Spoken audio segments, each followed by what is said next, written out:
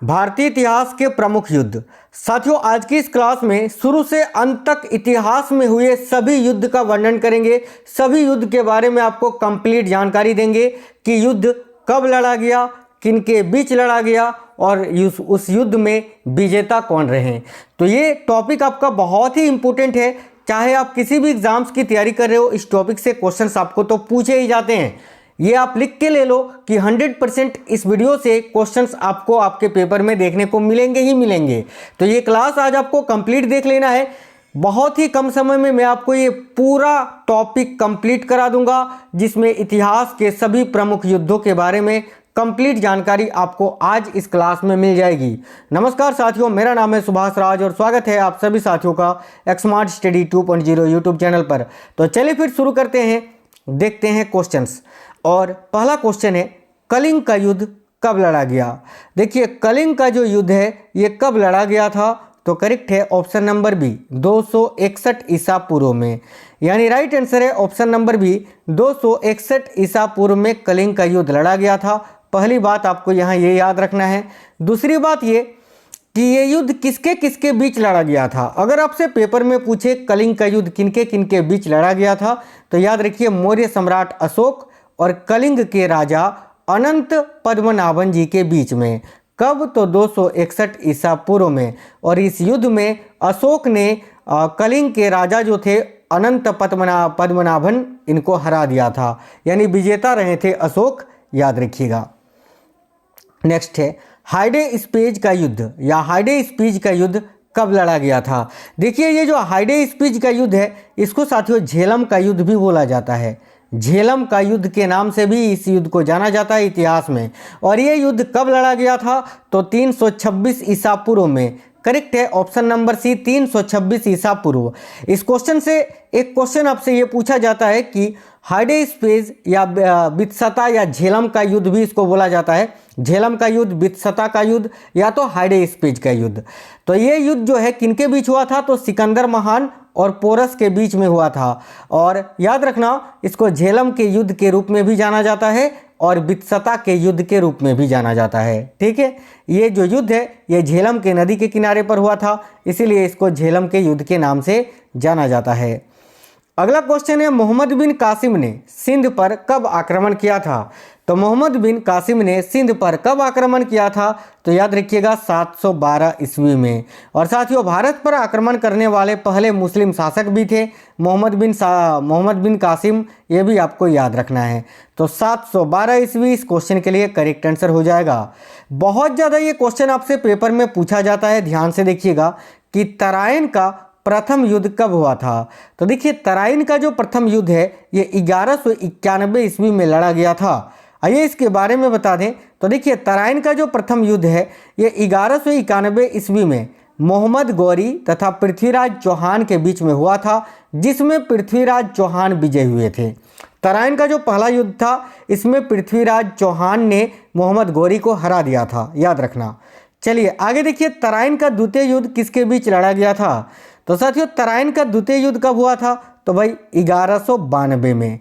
और ये किनके बीच हुआ था, तो उन्हीं दोनों के बीच में, यानी मोहम्मद गौरी और पृथ्वीराज चौहान के मध्य में। और ये जो दूसरा वाला युद्ध है तराइन का, इसमें मोहम्मद गौरी ने पृथ्वीराज चौहान को हराया था। यानी पहले वाले युद्ध में विजेता थे पृथ्वीराज चौहान और दूसरे वाले तराइन के द्वितीय युद्ध के विजेता थे मोहम्मद गौरी, याद रखना। देखिए, तराइन का द्वितीय युद्ध 1192 ईस्वी में मोहम्मद गौरी तथा पृथ्वीराज चौहान के बीच हुआ, जिसमें मोहम्मद गौरी विजयी हुए। ठीक है, आगे देखिए, पानीपत का प्रथम युद्ध कब हुआ था।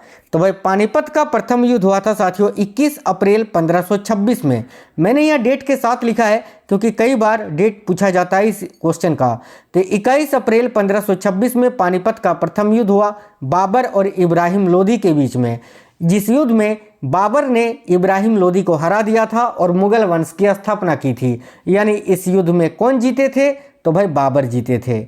आगे देखिए, खानवा का युद्ध कब लड़ा गया था। तो साथियों, खानवा का युद्ध ये 1527 ईस्वी में लड़ा गया था। करेक्ट है ऑप्शन नंबर बी 1527। और ये जो खानवा का युद्ध है ये देखिए बाबर और राणा सांगा के मध्य में लड़ा गया था, जिसमें बाबर विजय हुए थे। ठीक है, अगला क्वेश्चन है चंदेरी का युद्ध कब हुआ था। तो देखिए चंदेरी का युद्ध कब लड़ा गया था। तो भाई चंदेरी का जो युद्ध है ये आपका 1528 में लड़ा गया था। ऑप्शन नंबर बी करेक्ट है, 1528 में। और देखिए ये जो चंदेरी का युद्ध है ये साथियों बाबर और मेदिनी राय के बीच में लड़ा गया था, जिसमें फिर से बाबर विजय हुए थे, याद रखिए। अगला क्वेश्चन है घाघरा का युद्ध कब हुआ था। तो देखिए घाघरा का युद्ध कब लड़ा गया था। तो याद रखिए 1529 ईस्वी में। इसके बारे में आपको संपूर्ण जानकारी दे दें तो घाघरा का युद्ध जो है इसमें बाबर और अफगानों के बीच में लड़ा गया था और इसमें फिर से बाबर ही विजय हुए थे, याद रखिए। चलिए नेक्स्ट क्वेश्चन है मुगल सम्राट बाबर की मृत्यु कब हुई थी। तो भाई घाघरा का युद्ध 1529 में हुआ था। उसके बाद जो है ना मुगल सम्राट बाबर की मृत्यु हो गई थी 26 दिसंबर 1930 को, याद रखिए। करेक्ट है 26 दिसंबर 1930 जिस दिन मुगल सम्राट बाबर की मृत्यु हुई थी। नेक्स्ट क्वेश्चन है चौसा का युद्ध कब लड़ा गया था। तो देखिए चौसा का युद्ध कब लड़ा गया था। तो याद रखिए करेक्ट आंसर होगा 1539 में, ठीक है। और साथियों चौसा का युद्ध जो है ये किसके मध्य लड़ा गया था। तो देखो चौसा का युद्ध शेर शाह सूरी और हुमायूं के मध्य में लड़ा गया था, जिसमें शेर शाह सूरी विजय हुए थे यानी हुमायूं हार गए थे। उसके बाद फिर 1540 में एक और युद्ध होता है जिसको हम बोलते हैं बिलग्राम का युद्ध। पूछा जाता है कि बिलग्राम का युद्ध कब हुआ था। तो बिलग्राम का युद्ध 1540 में हुआ था, याद रखना। हल्दी घाटी का युद्ध कब हुआ था। तो साथियों हल्दी घाटी का युद्ध कब लड़ा गया था। तो देखिए हल्दी घाटी का जो युद्ध है ये अकबर और महाराणा प्रताप के मध्य में लड़ा गया था, जिसमें अकबर विजय हुए थे। और ये युद्ध 18 जून 1576 को लड़ा गया था। करेक्ट है ऑप्शन नंबर सी, 18 जून 1576 में हल्दी घाटी बैटल आपका हुआ था। नेक्स्ट क्वेश्चन है पानीपत का द्वितीय युद्ध कब हुआ था। तो देखिए पानीपत का जो दूसरा युद्ध है द्वितीय युद्ध ये कब लड़ा गया था। तो राइट है 5 नवंबर 1556 में। 5 नवंबर 1556 में पानीपत का द्वितीय युद्ध हुआ था, याद रखिए। अकबर और हेमू के बीच में, जिसमें अकबर विजय हुए थे यानी अकबर ने हेमू को हरा दिया था। नेक्स्ट है प्लासी का युद्ध कब हुआ था। देखिए प्लासी का युद्ध बहुत ज़्यादा पूछा जाता है। तो भाई प्लासी का युद्ध जो है ये 23 जून 1757 को हुआ था, याद रखना 23 जून 1757। देखिए प्लासी का युद्ध किनके मध्य लड़ा गया था। तो साथियों प्लासी का युद्ध जो है ये किनके मध्य लड़ा गया था।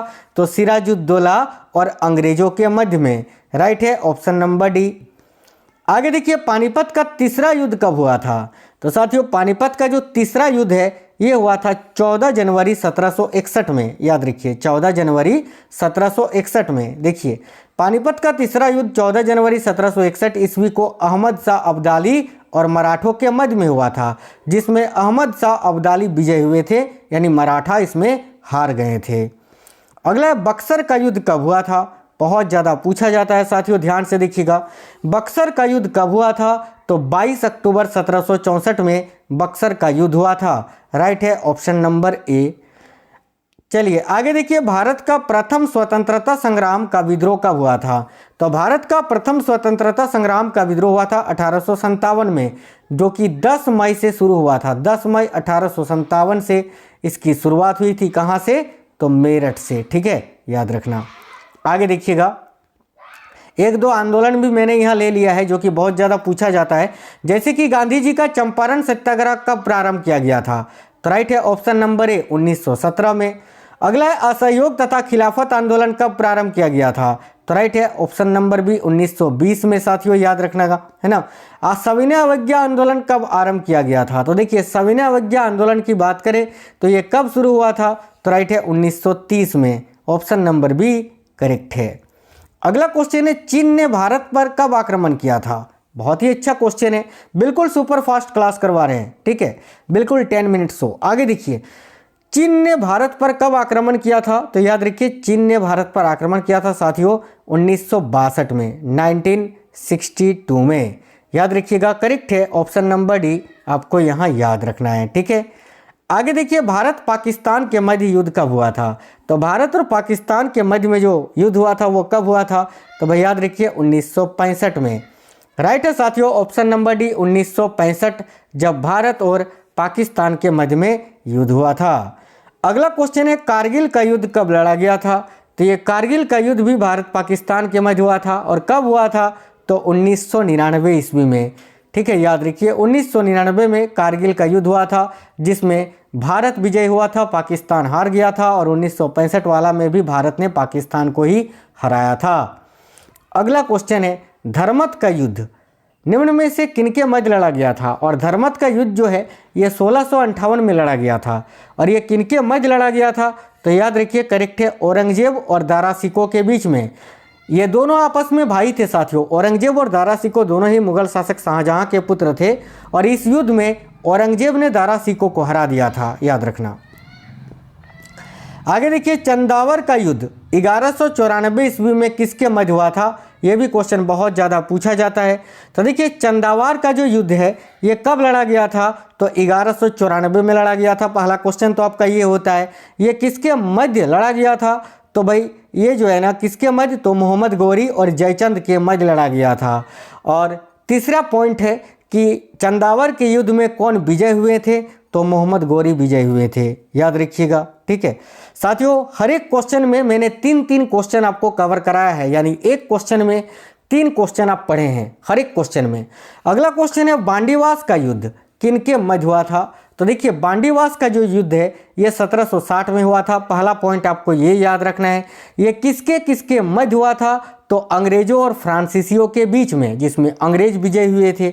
याद रखिए अंग्रेजों एवं फ्रांसीसियों के बीच में 1760 में बांडीवास का युद्ध हुआ था। तो राइट आंसर है ऑप्शन नंबर ए। अगला क्वेश्चन है, बेदरा का युद्ध ब्रिटिश सेना और डचों के बीच कब लड़ा गया था? तो भाई देखिए बेदरा का जो युद्ध है ये ब्रिटिश सेना और डचों के मध्य में लड़ा गया था। इसमें भी ब्रिटिश विजय हुए थे, लेकिन ये कब लड़ा गया था? तो 1759 में लड़ा गया था, यानी करेक्ट आएगा ऑप्शन नंबर सी 1759। जो क्वेश्चन मैंने आपको बताया उन्हीं में से क्वेश्चन आपसे पूछेंगे। ये होमवर्क का क्वेश्चन है, इसका आंसर आपको कमेंट बॉक्स में बताना है कि प्लासी का युद्ध कब हुआ था। चारों में से कोई एक आंसर है, अभी मैंने आपको पढ़ाया। आप लोग सभी साथी इस क्वेश्चन का आंसर कमेंट बॉक्स में कमेंट करके जरूर बताइए। साथ ही में साथियों इस वीडियो को अपने सभी दोस्तों तक फैला दीजिए। मैं चाहता तो यही क्लास अभी आपको जो है ना 30 मिनट का करा सकता था, आधे घंटे का, लेकिन मैंने वैसा नहीं कराया। जो मैं 30 मिनट में बताता वही मैंने आपको 12-13 मिनट में ही समझा दिया। मतलब कि आपका साथियों समय बहुत कीमती है और मेरा कोई भी क्लास उठा के देख लो, कभी भी मैं टाइम वेस्ट नहीं करता हूँ। हमेशा पॉइंट टू पॉइंट जो आपको जानना चाहिए, क्लास के बीच में केवल वही बात होती है ताकि आपका क्लास कम समय में कंप्लीट हो और आपका जो एक्स्ट्रा टाइम बचे उसमें आप कोई अन्य चीज़, दूसरे चीज़ों की पढ़ाई कर सको। तो इस वीडियो को एक लाइक जरूर करिएगा। क्लास अगर पसंद आया है तो अपने सभी दोस्तों तक जरूर शेयर करना। मिलते हैं आपसे नेक्स्ट वीडियो में इसी तरह के एक धमाकेदार क्लास के साथ। तब तक के लिए जय हिंद, वंदे मातरम।